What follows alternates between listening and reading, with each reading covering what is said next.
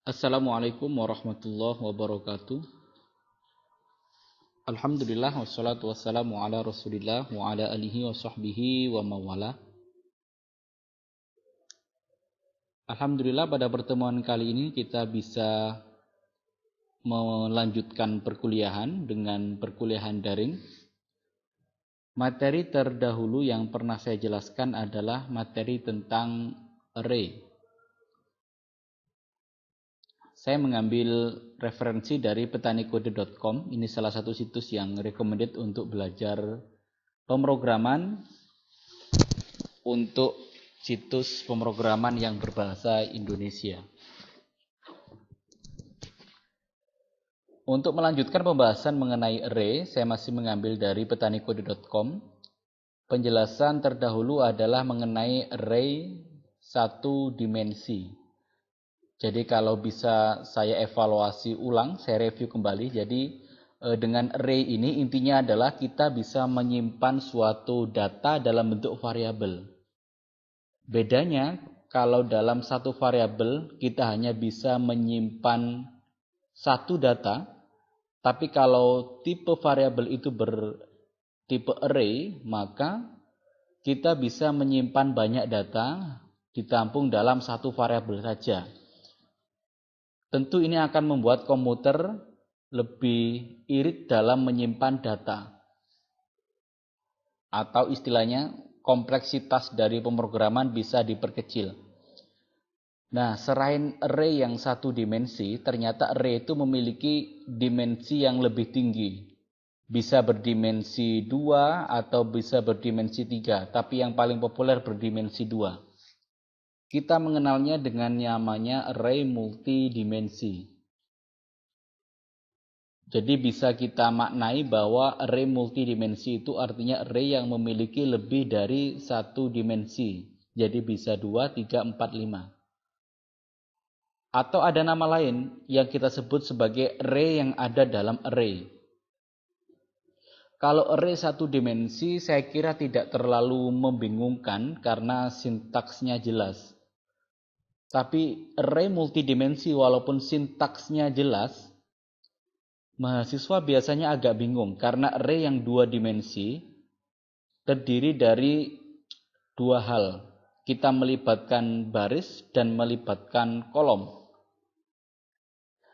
Ilustrasi sederhana bisa dilihat dalam gambar seperti ini.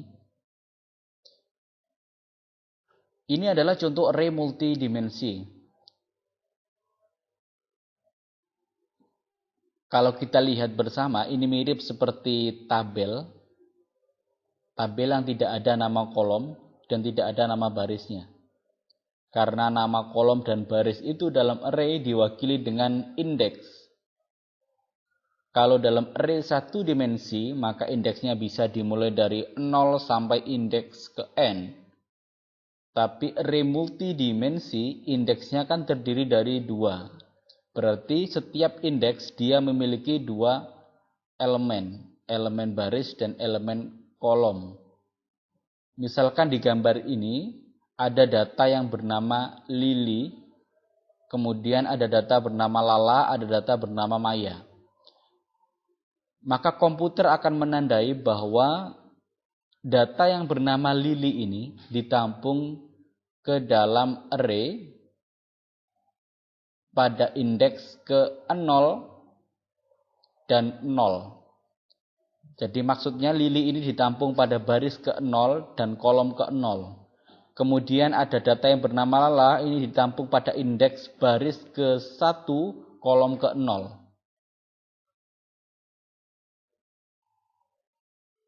Jadi seperti itu dan seterusnya. Jadi hingga baris ke n, kolom ke n, tergantung dari berapa banyak elemen yang akan kita buat atau berapa banyak indeks yang akan kita buat.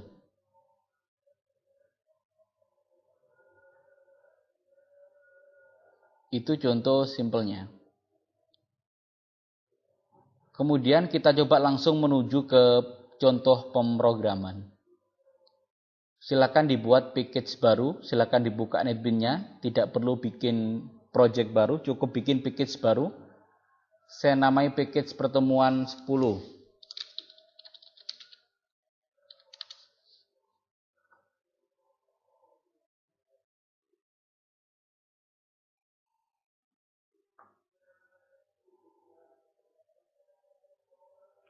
Saya buat kelas baru.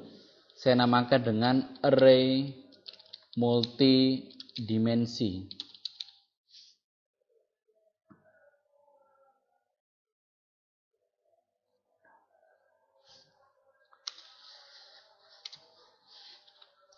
Coba saya review sebentar. Ini cara menuliskan sintaks array satu dimensi. Agar Anda tidak bingung, saya mulai dari yang mudah dulu. Barangkali Anda lupa, ini misalkan saya ingin membuat suatu variabel array yang menampung bilangan. Bilangan 0 sampai bilangan ke-9. Berarti integer bilangan. Untuk menunjukkan dia variabel array diberikan kurung kotak begini. Kemudian kurung kurawal 0,1,2, 3, 4, 5, 6, 7, 8, 9. Nah, ini contoh mudah untuk membuat array satu dimensi. Saya namakan dengan variabel bilangan. Bagaimana cara untuk print out array? Kita melibatkan for integer i. Jadi ini hanya untuk variabel penghitung saja. I sama dengan 0. I kurang dari bilangan dot length. Jadi kurang dari panjang array variabel bilangan. Bilangan dot length.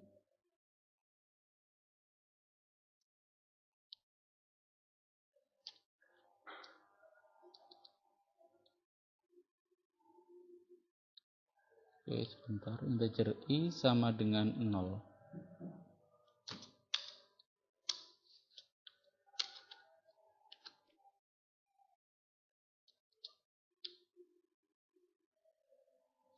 Oh, mohon maaf. Saya lupa menuliskan satu hal. Jadi setelah kelas ini dibuat, harus menuliskan kelas main PSVM. Makanya tadi ketika menuliskan for tidak terdeteksi karena for ini wajib dituliskan di dalam void main.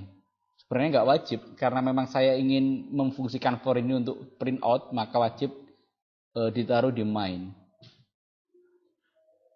Intinya wajib ditaruh di method atau function. Coba ini di cut, ditaruh di sini. Oke, integer i sama dengan 0. I kurang dari bilangan dot length. Kemudian i plus plus. Nah, menunjukkan bahwa yang di print itu bersifat increment atau perulangan yang naik karena dari 0 ke 1, ke 2, ke 3 dan seterusnya. Baru ini di shout. Tuliskan aja i begini. Maka otomatis bilangan pada indeks ke i ya. Otomatis i nanti akan bernilai 0 sampai bilangan dot length sampai 9. Karena ini kan jumlahnya 10. Coba kita print, run file.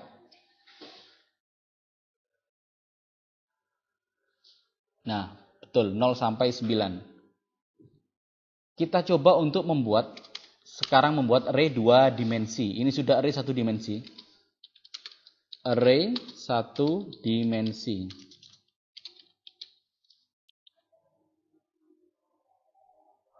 Kemudian misalkan saya ingin membuat suatu data array 2 dimensi yang menampung nama sekaligus NIM mahasiswa. Itu bisa kita gunakan array 2 dimensi.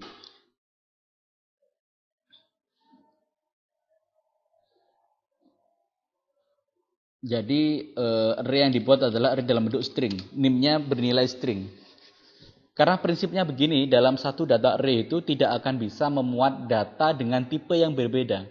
Misalkan NIM mahasiswa secara aturan kan itu berupa angka semua, tidak ada NIM yang bernilai huruf di UNU Blitar. Jadi otomatis NIM mahasiswa UNU Blitar itu tipe datanya adalah integer. Sedangkan nama itu kan bersifat teks. Nah, teks ini adalah berupa string. Seandainya digabung antara integer dan string, tentu tidak akan bisa dibuatkan array multidimensi.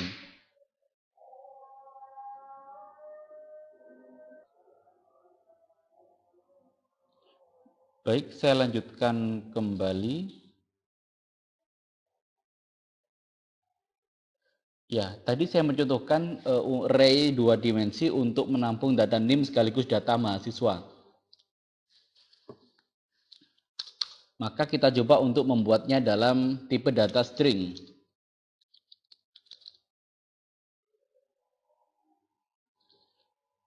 String mahasiswa, kemudian, nah, kalau kurung kotaknya ini 1, maka dia menunjukkan array 1 dimensi. Kalau kurung kotak di sini ada 2, nah seperti ini, maka dia Java otomatis akan mendeteksi bahwa yang Anda deklarasikan adalah array 2 dimensi, sama dengan seperti ini. Nah, NIM 01.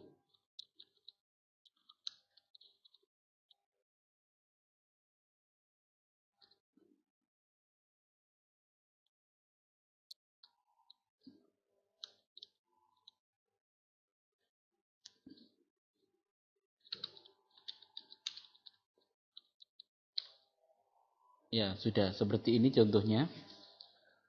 Contoh untuk array 2 dimensi.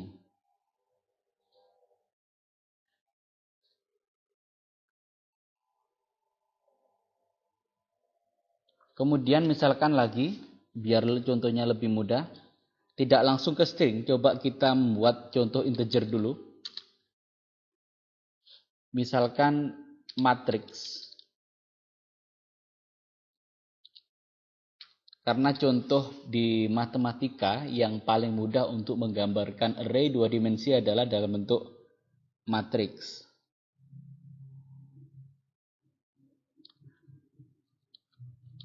Seperti ini.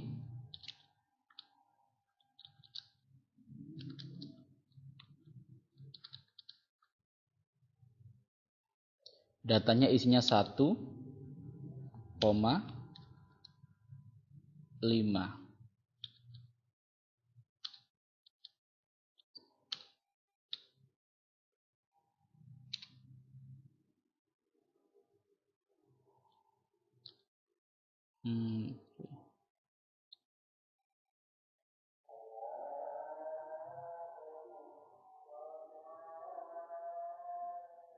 Oke, kurang 1.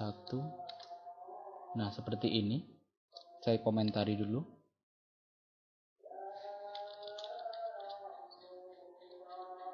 Agar tidak bingung, ini bisa dibuat seperti ini. Ya. Jadi sebenarnya array 2 dimensi kalau untuk matriks seperti ini. Ini baris ke 0, kolom ke 0. Baris ke 1, kolom ke 0. Baris ke 0, kolom ke 1. Baris ke 1, kolom ke 1.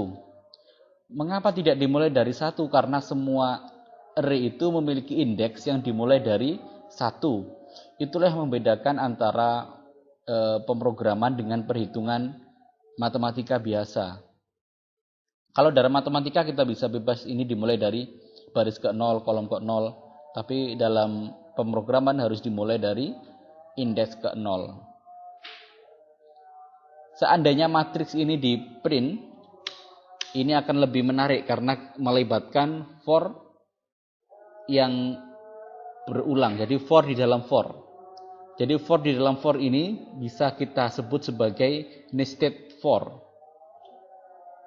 Ini belum Anda pelajari dulu di for. Jadi sekalian for ini kita pelajari untuk menerapkan atau mengeprint matriks yang di dalamnya terdiri dari lari 2 dimensi.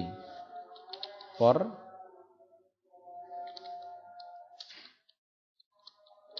integer I sama dengan 0, I matrix dot length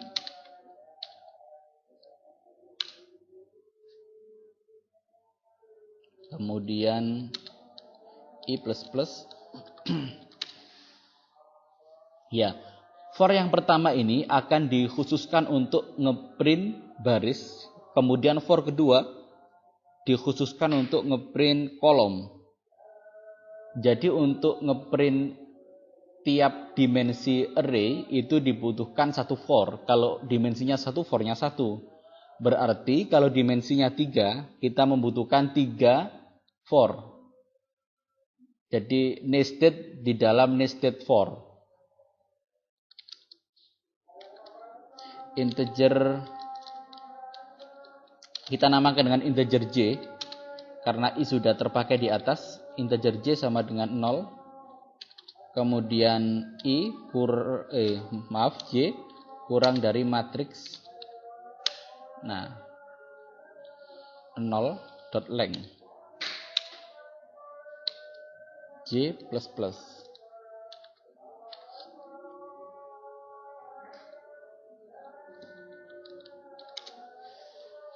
Ada sedikit perbedaan di sini.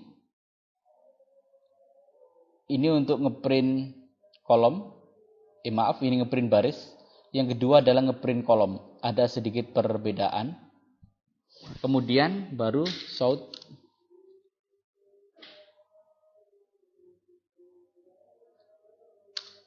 I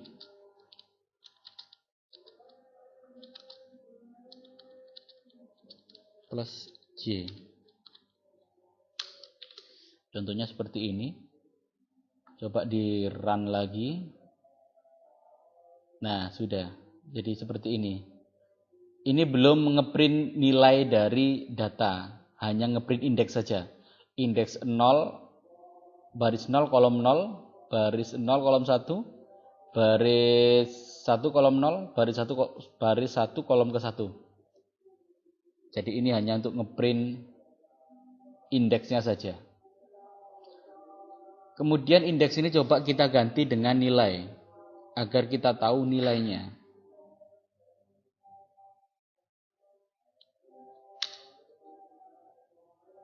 Matriks I J.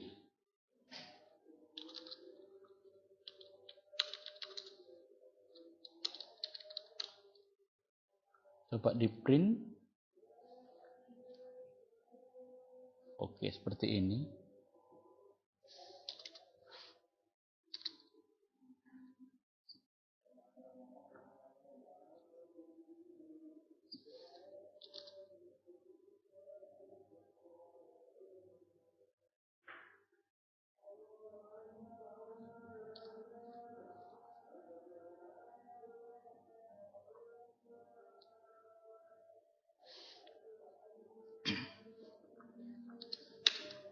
Coba ini saya tandai sebagai array satu dimensi.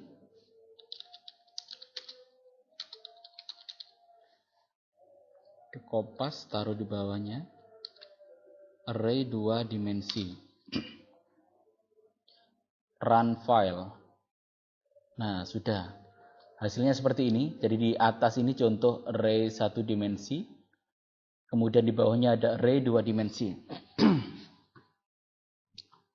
Jadi array 2 dimensi dibentuk dalam matriks. Untuk contoh array dalam bentuk matriks ini pernah saya tuliskan di blog pribadi. Jadi ini bisa jadi referensi. Saya pernah menuliskan artikel tentang array multidimensi, teori pengantar, dan contoh permasalahan pada Java. Ini saya tuliskan pada bulan April tahun 2014 ketika saya semester 4 S1 menuliskan array satu dimensi, dan saya kira tulisan ini masih relevan untuk dipelajari sebagai dasar array. Jadi Anda bisa mencontoh ini, contoh program sederhana. Ini cara penulisan program yang berbeda dengan yang saya tuliskan barusan. Jadi yang saya contohkan di blog, ini cara yang pertama. Kemudian yang saya tuliskan di Java NetBeans barusan adalah cara yang kedua. Pada dasarnya sama saja karena akan menghasilkan hasil yang sama. Namun untuk keefektifan, saya kira lebih efektif cara yang saya terapkan di NetBeans ini. Tapi tentu ini sesuai dengan selera masing-masing karena tentu hasilnya akan sama.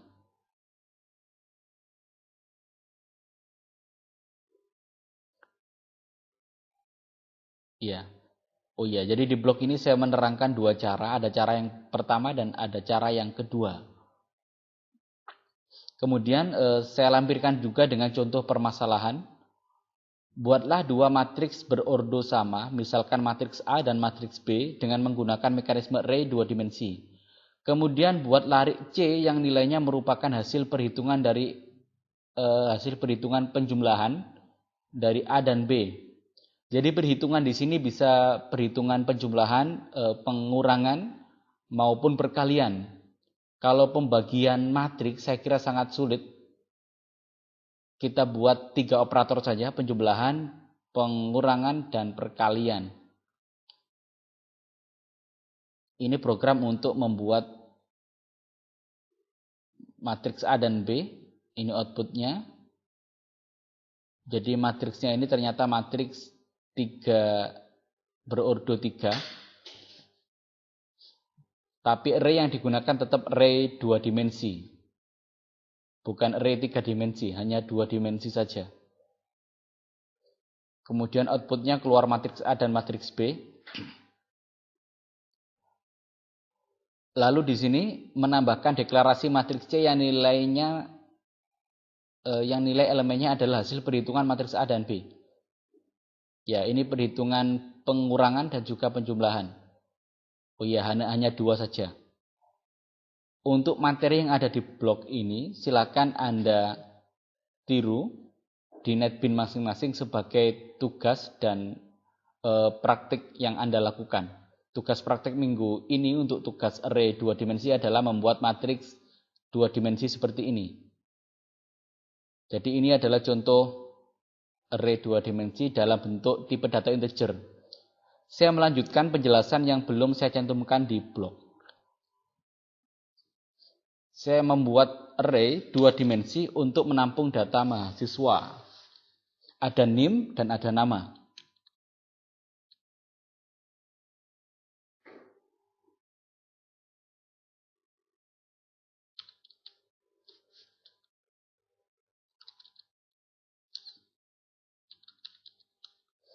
Misalkan mahasiswa dengan NIM 01 namanya Abdul, NIM 02 namanya Charis, NIM 03 namanya Fauzan. Contohnya seperti itu.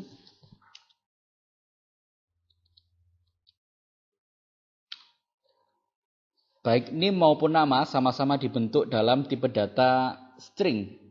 Karena kelemahan array adalah hanya bisa menampung dengan tipe data yang sama.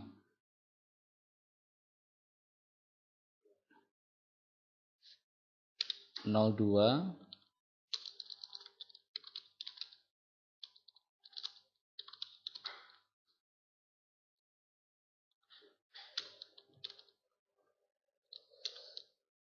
kemudian ini 03.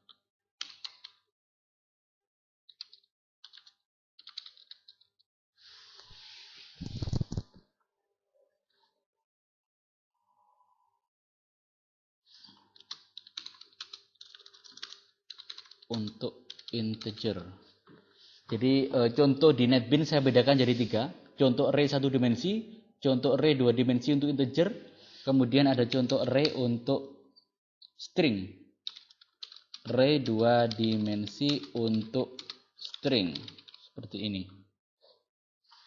Bagaimana cara untuk melakukan print out terhadap data mahasiswa? Silakan saja buat seperti ini.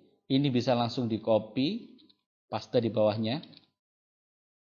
Ya, tinggal ini bukan matrix.length tapi mahasiswa.length. Kemudian ada mahasiswa 0.length. Jadi penulisan kalau mahasiswa.length ini hanya untuk baris, kemudian mahasiswa 0.length ini berarti kita meminta agar Java ngeprint kolom. Ini mahasiswa.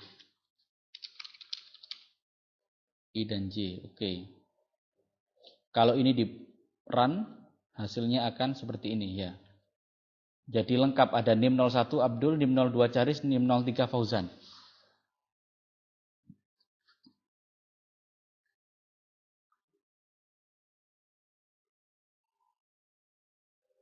Kemudian, coba diformat biar rapi. Ketika telah menuliskan data mahasiswa, Anda bisa melengkapi dengan fitur pencarian.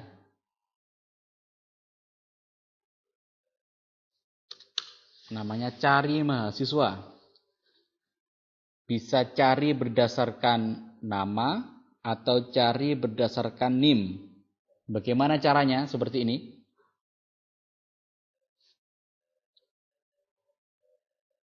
String cari sama dengan JOptionPin. Jadi akan keluar tampilan kotak dialog yang akan mempertanyakan, yang akan kotak dialog yang berisi pertanyaan kepada user agar user mengentrikan pencariannya. So input dialog, kemudian ini.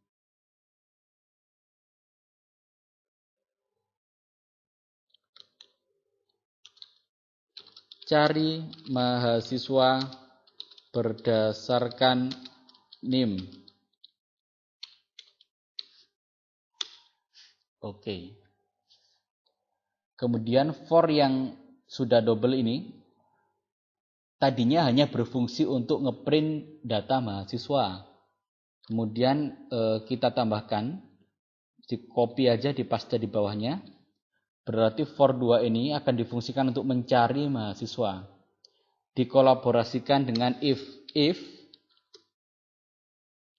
mahasiswa pada baris ke I dan kolom ke J ini equal sama dengan cari, maka ketemu. JOptionPin .show message dialog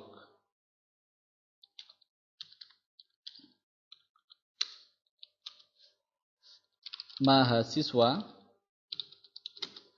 dengan NIM sesuai dengan masukan user tadi, NIM cari ditemukan bernama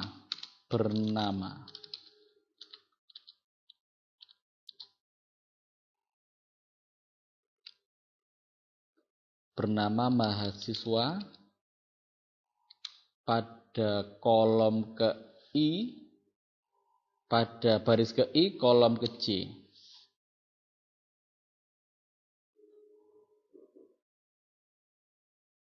Oke.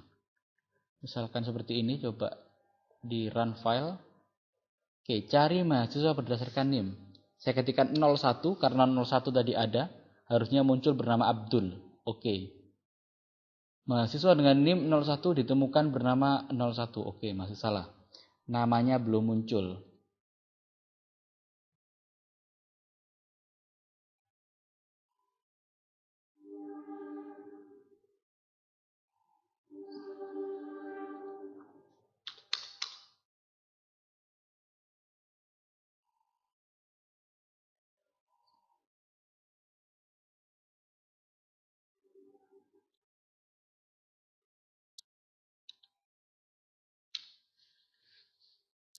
Kalau mahasiswa pada baris ke I dan kolom ke J ini hanya menunjukkan NIM,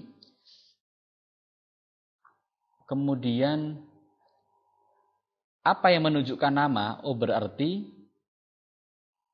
kolom sebelahnya. Kalau kolom ke 0 menunjukkan NIM, kalau kolom ke 0 menunjukkan NIM, maka kolom berikutnya ini menunjukkan namanya Abdul. Berarti seperti ini. I plus 1 J plus 1. Apa ini berhasil? Coba dibuktikan dulu. Run file. Cari mahasiswa berdasarkan NIM 01. Oke. Oh iya betul. Oh salah ya. Mahasiswa dengan NIM 01 ditemukan bernama Charis. Harusnya Abdul. Coba ini. Oke. I J plus 1. Run file. Oke. Nah betul. Mahasiswa dengan NIM 01 ditemukan bernama Abdul. Oke. Nah sistemnya sudah tahu bagaimana cara mencari mahasiswa berdasarkan NIM. Ini bisa Anda kembangkan sendiri. Ini bisa Anda balik, mencari NIM berdasarkan nama atau mencari nama berdasarkan NIM.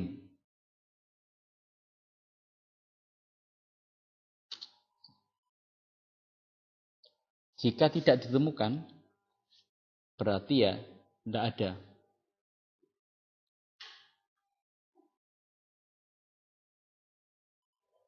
Misalkan run file ini 05, 06. Oke.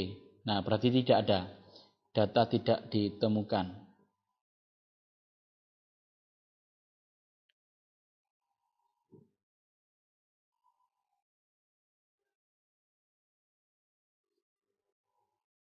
Baik, cukup sekian kuliah hari ini. Jadi yang kita bahas hari ini adalah array 1 dimensi. Saya kira Anda sudah tahu. Kemudian array 2 dimensi untuk data tipe data integer. Ini Anda memiliki tugas. Tugasnya adalah Anda coba tirukan sesuai dengan modul yang sudah saya tulis di blog. Ini saya share URL-nya. Jadi di blog ini Anda ditugaskan untuk membuat perhitungan matriks, entah itu pengurangan, penjumlahan. Coba Anda tambahkan, jangan hanya pengurangan dan penjumlahan, Anda tambahkan perkalian. Karena perkalian matriks itu cukup kompleks. Anda tidak harus membuat ordo 3 kali 3, cukup 2 kali 2 agar lebih mudah. Matriksnya cukup 2 kali 2. Kemudian tugas praktikum Anda berikutnya adalah Anda membuat suatu data string, tidak harus mahasiswa, terserah, bisa penjualan, bisa, atau data teman, data makanan, warung, dan sebagainya. Jadi bisa Anda buat sesuai dengan studi kasus yang diangkat. Yang penting di studi kasus itu bisa dilakukan, bisa diterapkan untuk matriks array 2 dimensi. Jadi seperti itu. Dan jangan lupa untuk menambahkan fitur pencarian. Kalau bisa begini, ketika program ini di-run, Anda buat seperti ini. Jadi user diberikan pilihan mencari berdasarkan nama misalkan, atau mencari berdasarkan name, itu bisa dilakukan. Tidak hanya berdasarkan name saja, bisa berdasarkan nama. Tapi user diberikan pilihan memilih berdasarkan apa, mencari berdasarkan apa. Oh, berdasarkan name, berdasarkan nama, berdasarkan umur, atau berdasarkan mahasiswa yang mendapatkan nilai A, atau mencari mahasiswa yang layak bidik misi, atau mencari mahasiswa yang IPK-nya di bawah 3, itu bisa. Bisa menggunakan array multidimensi seperti ini. Jadi Anda bisa berkreasi, bisa mengembangkan lebih lanjut. Baik, cukup sekian perkuliahan hari ini. Semoga memberikan manfaat minimal bagi diri kita sendiri. Akhirul kalam, wassalamualaikum warahmatullahi wabarakatuh.